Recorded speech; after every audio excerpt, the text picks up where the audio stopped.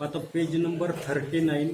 काल आपण त्या ठिकाणी एंडोथर्मिक आणि एक्झोथर्मिक रिॲक्शन जे आहेत त्या रिॲक्शन त्या ठिकाणी पाहिजे. याच्यामध्ये आपल्याला यूज युअर ब्रेन पॉवर हा प्रश्न जो आहे तर तो प्रश्न त्या ठिकाणी आपला राहिलेला आहे. पहिला क्वेश्चन आहे, what is the difference in the process of dissolution and chemical reaction. Dissolution म्हणजे विरघळणं आणि रासायनिक अभिक्रिया याच्यामध्ये काय फरक.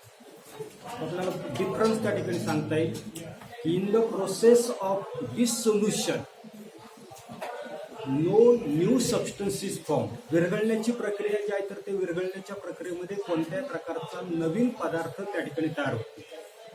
याच्या उलट केमिकल रिॲक्शन जे आहे तर त्या केमिकल रिॲक्शनच्या बाबतीमध्ये आपल्याला सांगता येईल की new substance is definitely form.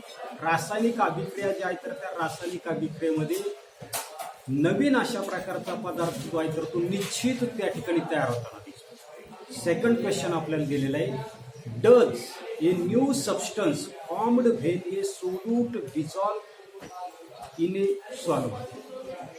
तर आपल्याला माहिती की सोल्यूट द्राव्य आणि द्रावक हे दोन्ही जे आहे तर त्याच्यामध्ये आपल्याला काय केलंय, सोल्यूट जे आहे तर ते सोल्यूट सॉल्व्हंट जे आहे तर त्या सॉल्व्हंटमध्ये जर आपण त्या ठिकाणी डिझॉल्व्ह जर केलं तर या ठिकाणी आपल्याला सांगता येईल की it is not necessary that a new substance is always form. जे सोल्यूट जे आहे तर ते सोल्यूट सॉल्व्हंटमध्ये जर आपण त्या ठिकाणी डिझॉल्व्ह केलं तर प्रत्येक वेळेला आपल्याला त्या ठिकाणी नवीन अशा प्रकारचा पदार्थ तयार होईलच असं नाही. याच्यानंतरचा पुढचा भाग आपल्याला पाहायचा आहे, रेट ऑफ केमिकल रिॲक्शन. रासायनिक अभिक्रिया जी आहे तर त्या रासायनिक अभिक्रियेचा दर.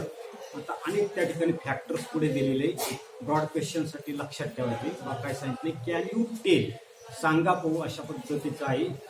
Take into account the time required for the following process. फाळ्यावर मी त्या ठिकाणी 6 रिॲक्शन्स त्या ठिकाणी लिहिलेले आहेत. या दिलेल्या ज्या काही 6 रिॲक्शन ज्या आहेत तर त्या 6 रिॲक्शन कॅरी आउट होण्यासाठी लागलेला जो काही कालावधी जो आहे तर त्या कालावधीचा विचार आपल्याला त्या ठिकाणी करायचा. आणि कालावधीच्या विचारानुसार classify them into 2 groups and give title to the groups.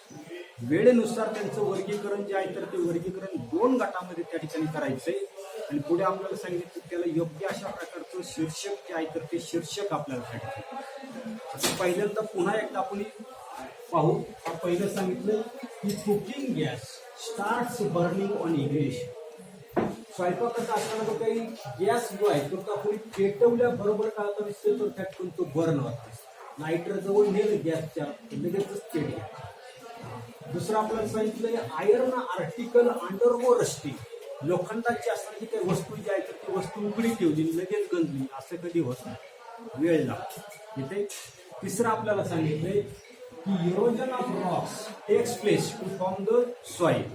खडक जे आहेत तर त्या खडकांची झीज होते आणि झीज होऊन लगेचच खडक होतात असं नाही, वेळ त्या ठिकाणी लागतो. पुढे आपल्याला alcohol is formed on mixing east in the glucose solution under the proper condition. आपल्याला माहिती की मद्य जे आहे तर ते मद्य त्या ठिकाणी तयार होतं दिसतं. आणि हे मद्य तयार करण्यासाठी ग्लुकोज जे आहे तर त्या ग्लुकोजचं असलेलं काही द्रावण जे आहे तर त्या द्रावणामध्ये काय केलं आपण त्या ठिकाणी ईस्ट टाकतो आणि कालांतरानं त्याचं रूपांतर जे आहे तर ते रूपांतर कशामध्ये होतं दिसते, अल्कोहोल जे आहे तर त्या अल्कोहोलमध्ये होतो. यालाही वेळ. त्याच्यानंतर 5वी रिॲक्शन जी तुम्हाला घरी त्या ठिकाणी करून पाहतो, आपल्याकडे खाण्याचा सोडा. या खाण्याच्या सोड्यामध्ये या ठिकाणी आपल्याला सांगितलं की H2SO4 सांगितलं. पण आपण लिंबाचा रस जरी त्याच्यामध्ये जर टाकला खाण्याच्या सोड्यामध्ये तर एफरवन्सेस लगेचच त्या ठिकाणी बुडबुडे जे आहेत तर ते बुडबुडे लगेचच त्या ठिकाणी येतात. आणि 6वं आपल्याला त्या ठिकाणी दिलेली रिॲक्शन आपण त्या ठिकाणी करून पाहिलेली आहे की white PPT is formed on adding H2SO4 to the barium chloride solution. Barium क्लोराईडचं असताना ते काही द्रावण जे आहे तर त्या द्रावणामध्ये आपण त्या ठिकाणी सल्फ्युरिक आम्ल जर त्या ठिकाणी जर टाकलं तर लगेचच काय होतं नसते, पांढऱ्या रंगाची पीपीटी जी आहे तर ती पीपीटी त्या ठिकाणी तयार होत नाही. आता सर्वसाधारणपणे या जे काही असणारे जे काही 6 असणारे जे काही रिॲक्शन जे आहे तर त्या रिॲक्शनचं 2 ग्रुपमध्ये आपल्याला वर्गीकरण करायचं सांगितले. कोणते 2 ग्रुप सांगता येईल. पहिला आपल्याला सांगता येईल की स्लो रिॲक्शन, दुसरी फास्ट किंवा स्पीडी रिॲक्शन. अशा प्रकारच्या 2 गटामध्ये त्यांचं वर्गीकरण त्या ठिकाणी आता सर्वसाधारणपणे स्लो रिॲक्शन जे आहे तर त्या स्लो रिॲक्शन कोणकोणत्या सांगता येईल?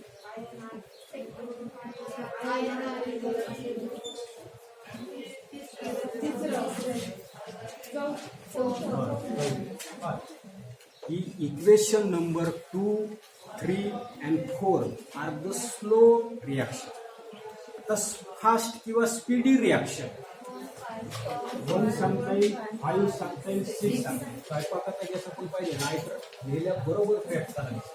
त्याच्यानंतर लगेच त्या ठिकाणी बुडबुडी जे आहे तर ते बुडबुडे त्या ठिकाणी आता असतात. आणि ही रिॲक्शन्स आपण पाहिली की बेरियम क्लोराईडचं असतं जे काही सोल्युशन जे आहे तर त्याच्यामध्ये H2SO4 टाकल्याबरोबर पांढऱ्या रंगाची पीपीटी जी आहे तर ती पीपीटी त्या ठिकाणी तयार. आता पुढे it can be seen from the about 6 example. ही जी काही 6 उदाहरणं जी आहेत तर त्या 6 उदाहरणावरून आपल्या त्या ठिकाणी लक्षात येत नसते की some reactions are completed in a short time that it occurs rapidly. आपल्या लक्षात येत नसते की या 6 रिॲक्शन पैकी काही असणाऱ्या काही रासायनिक अभिक्रिया ज्या आहेत तर त्या रासायनिक अभिक्रिया काय होत नसतात आपल्याला जलद गतीनं त्या ठिकाणी घडून येत नसतात. While some other requires long time for their completion that is occur slow. तर काही असणाऱ्या ज्या काही रासायनिक अभिक्रिया ज्या आहेत तर त्या रासायनिक अभिक्रियांमध्ये आपल्याला लक्षात येत नसते की काही रासायनिक अभिक्रिया घडून येण्यासाठी दीर्घ किंवा मोठा अशा प्रकारचा कालावधी लागतो. म्हणजेच त्याला त्याच्या काही रासायनिक अभिक्रिया ज्या आहेत तर त्या रासायनिक अभिक्रिया घडून येण्यासाठी आपल्याला त्या ठिकाणी बराचसा वेळ त्या ठिकाणी लागतो. त्या रासायनिक अभिक्रियांचा असताना काही वेग जो आहे तो वेग त्या ठिकाणी कसा असतो स्लो त्या ठिकाणी असतो, मंद त्या ठिकाणी असतो. It means that rate of different reactions is different. आणि याच्यावरून आपल्याला सांगता येईल की रासायनिक अभिक्रिया ज्या आहेत तर त्या रासायनिक अभिक्रियांचा असणारा जो काही दर जो आहे रेट जो आहे तर तो प्रत्येक अभिक्रियेसाठी कसा असणार आहे वेगवेगळा त्या ठिकाणी असणार आहे. आता पुढे the same reactions occur at a different rate on changing the condition. याच असणाऱ्या ज्या काही रासायनिक अभिक्रिया दुसऱ्या असणाऱ्या ज्या काही रासायनिक अभिक्रिया ज्या आहेत तर त्या रासायनिक अभिक्रिया आपण डिफरंट रेटनं काही करू शकतो तर त्या ठिकाणी त्या कॅरी आउट करू शकतो. आता कशा कॅरी आउट करता येईल त्याच्यासाठी दिलेले for example during winter longer time और long time is required for setting milk into the curd. हिवाळ्याचे दिवस असतील तर त्या हिवाळ्याच्या दिवसामध्ये आणि उन्हाळ्याच्या दिवसामध्ये अशा दोन्हींचा त्या ठिकाणी आपल्याला विचार करायचा आहे. तर हिवाळ्याच्या दिवसामध्ये दुधाचं दह्यामध्ये रूपांतर होण्यासाठी हिवाळ्यामध्ये त्या ठिकाणी जास्त वेळ लागतो, उन्हाळ्यामध्ये कमी वेळ त्या ठिकाणी. While at the higher temperature during the summer the rate of the setting of the milk increases and the curd is formed early. आपल्या लक्षात येत नसते की हिवाळ्यामध्ये काय होत नसते टेम्परेचर त्या ठिकाणी कमी असतं. टेम्परेचर कमी असल्यामुळे दुधाचं दह्यामध्ये रूपांतर होण्यासाठी वेळ त्या ठिकाणी. याच्या उलट आपल्याला उन्हाळ्याचा जर आपण त्या ठिकाणी विचार जर केला तर उन्हाळ्यामध्ये त्या ठिकाणी हायर अशा प्रकारचे टेम्परेचर त्या ठिकाणी असणार आहे आणि हायर टेम्परेचरमुळे त्या ठिकाणी आपल्याला लक्षात येत नसते की त्या ठिकाणी rate of setting of the milk increases and the curd is form early. जास्त तापमानामुळे दूध जे आहे तर त्या दुधाचं पटकन त्या ठिकाणी असणार जे काही दही जे आहे तर त्या दह्यामध्ये रूपांतर जे आहे तर ते रूपांतर त्या ठिकाणी. Now let us see the factors which decide the rate of the chemical reaction. म्हणून रासायनिक अभिक्रिया ज्या आहेत तर त्या रासायनिक अभिक्रियेवर परिणाम करणारे जे काही घटक जे आहेत तर ते घटक आपल्याला त्या ठिकाणी पाहिजेत. आणि हे 6च्या 6 असणारे जे काही घटक जे आहेत तर ते घटक त्या ठिकाणी factors affecting the rate of chemical reaction. रासायनिक अभिक्रिया ज्या आहेत तर त्या रासायनिक अभिक्रियेवर परिणाम करणारे जे काही घटक जे आहेत तर त्या घटकांपैकी पहिला घटक आपल्याला पाहिजे नेचर ऑफ द रिॲक्टंट. रासायनिक अभिक्रिया ज्या आहेत तर त्या रासायनिक अभिक्रियेमध्ये भाग घेणारे जे काही घटक जे आहेत तर त्या घटकांचं स्वरूप कसं आहे म्हणजे छोटे आहेत, बारीक आहेत, मोठे आहेत, पावडरमध्ये आहेत, कशा रूपामध्ये आहे, त्यांचं रूप जे आहे तर ते रूप नेमकं कसं आहे तर त्याचा आपल्याला विचार करायचा. पहा, let us see the reactions of the metals aluminium and zinc with the dilute hydrochloric acid. आता या ठिकाणी पहिले आपल्याला त्या ठिकाणी स्वरूप जे आहे तर ते स्वरूप पाहण्यासाठी सर्वसाधारणपणे आपल्याला सांगितलेले की धातुरूप अशा प्रकारचं असणारं जे काही ॲल्युमिनियम असेल त्या दुसरं आपल्याला सांगितले की झिंक, या दोघांची काय करायची हायड्रोक्लोरिक ऍसिड जे आहे तर त्या हायड्रोक्लोरिक ऍसिड बरोबर जर रासायनिक अभिक्रिया केली तर काय होतं पहा, one reactions of the both, that is aluminum and zinc with dilute hydrochloric acid, H2 gas is liberated and water soluble salts of the metals are the formed.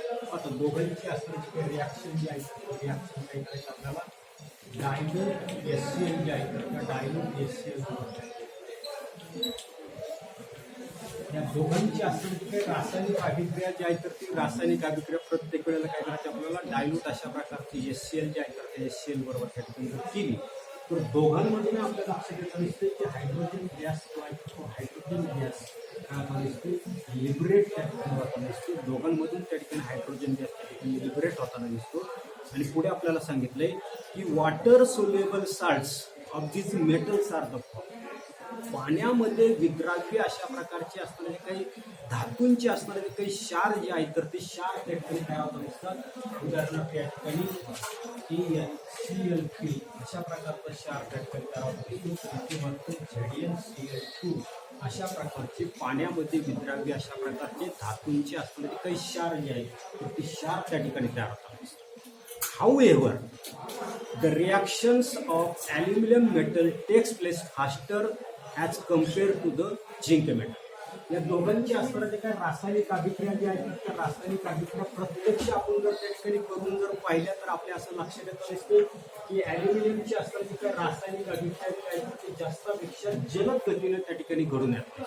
आता हे मी म्हणतोय परंतु प्रत्यक्ष आपण ज्या वेळेला रासायनिक अभिक्रिया दहावीला त्या ठिकाणी आपण करणार आहोत प्रॅक्टिकलमध्ये तर त्यावेळेला आपल्या लक्षात येतं दिसते की ओतल्याबरोबर त्या ठिकाणी ॲल्युमिनियम जे आहे तर त्या ॲल्युमिनियमची डायल्यूट अशा प्रकारचं हायड्रोक्लोरिक ऍसिड जे आहे तर त्याच्याबरोबर लगेचच त्या ठिकाणी रासायनिक अभिक्रिया होताना दिसते जास्तच्या बाबतीमध्ये मात्र काय दिसतो वेळ जो आहे तर तो वेळ त्या ठिकाणी लागतो आणि म्हणून या ठिकाणी आपण सांगू शकतो की ॲल्युमिनियम जो आहे तर त्या ॲल्युमिनियमचा असणारं काही रिॲक्शन जे आहे तर ती रिॲक्शन डायल्यूट HCl बरोबर त्या ठिकाणी जलद गतीने त्या ठिकाणी आता असं का होताना दिसते पहा the nature of the metal is responsible for this difference.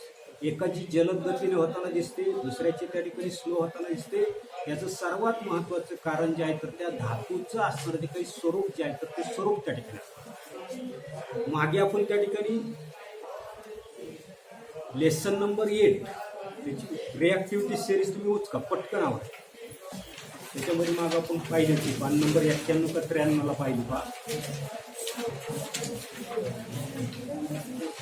आहे ॲल्युमिनियम आहे आणि म्हणून या ठिकाणी आपल्याला सांगता येईल की aluminium is more reactive than zinc. Aluminium जो आहे तर तो जास्तापेक्षा त्या ठिकाणी सर्वात क्रियाशील आहे and therefore the rate of the reaction of aluminium with hydrochloric acid is higher than that of the zinc. Aluminium जो आहे तर तो जास्तापेक्षा त्या ठिकाणी जास्त क्रियाशील आहे आणि म्हणून या ठिकाणी आपल्याला लक्षात येताना दिसतंय की ॲल्युमिनियमचा डायल्यूट हायड्रोक्लोरिक ऍसिड बरोबर रासायनिक अभिक्रिया जी आहे तर ती रासायनिक अभिक्रिया घडून आणण्याचा असणारा जो काही वेग जो आहे तर तो वेग कसा असणार आहे जास्तापेक्षा त्या ठिकाणी जास्त असणार. पुढे nature of the reactivity of the reactant influences the rate of the chemical. काय सांगितले की नेचर और reactivity of the reactant influences the rate of the chemical reaction. जे रासायनिक अभिक्रियेचा असणारा जो काही दर जो आहे तर तो कशावर अवलंबून असणार आहे एक तर स्वरूपावर त्या ठिकाणी अवलंबून. दुसरं आपल्याला सांगितलंय रिॲक्टिव्हिटी ऑफ द रिॲक्टंट. त्या ठिकाणी या दोन्ही त्या ठिकाणी रिॲक्टंट आहे परंतु आपल्या लक्षात येत नसते की ॲल्युमिनियम जो आहे तर तो ॲल्युमिनियम जास्तापेक्षा त्या ठिकाणी जास्त क्रियाशील आहे आणि म्हणून या ठिकाणी आपल्याला सांगितले की नेचर और reactivity of the reactant influences the rate of the chemical reaction. We are going to learn about the reactivity of the metal in the chapter on metallurgy ते आपण त्या ठिकाणी पाहिले.